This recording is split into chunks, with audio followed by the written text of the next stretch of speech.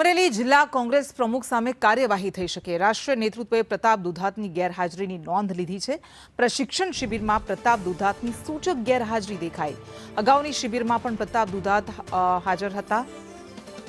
જૂનાગઢના કોંગ્રેસના પ્રશિક્ષણ શિબિરમાં અમરેલી જિલ્લા કોંગ્રેસ પ્રમુખની આ સૂચક ગેરહાજરી જે ઉડીને આંખે વળગી છે અને રાષ્ટ્રીય નેતૃત્વએ પ્રતાપ દુધાતની ગેરહાજરીની ગંભીર નોંધ પણ લીધી છે। એક તરફ જ્યારે ગુજરાતમાં કોંગ્રેસ પોતાને બેઠી કરવાના પ્રયાસ કરી રહી છે, નેતાઓને સક્રિય કરવાની કોશિશ કરી રહી છે અને એમાં અમરેલી જિલ્લા કોંગ્રેસ પ્રમુખ પ્રતાપ દુધાત જ હાજર ન રહ્યા। અનેક સવાલો ઉઠ્યા। કોંગ્રેસના રાષ્ટ્રીય મહાસચિવ કેસી વેણુગોપાલે કહ્યું, કોંગ્રેસમાં જે લોકો કામ કરે છે તેમને જ પ્રોત્સાહન મળશે, નહીં કરે તેની પાસેથી હોદ્દો છીનવી લેવામાં આવશે। તો પ્રતાપ દુધાતના સ્થાને હવે કોંગ્રેસ નવા પ્રમુખની નિમણૂક કરશે એવી અટકળો ચાલી રહી છે।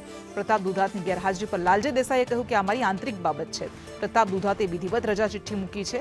જોકે જિલ્લા પ્રમુખની નિમણૂક બાદ તાલુકા સંગઠનની પણ પ્રતાપ દુધાતે નિમણૂક નથી કરી।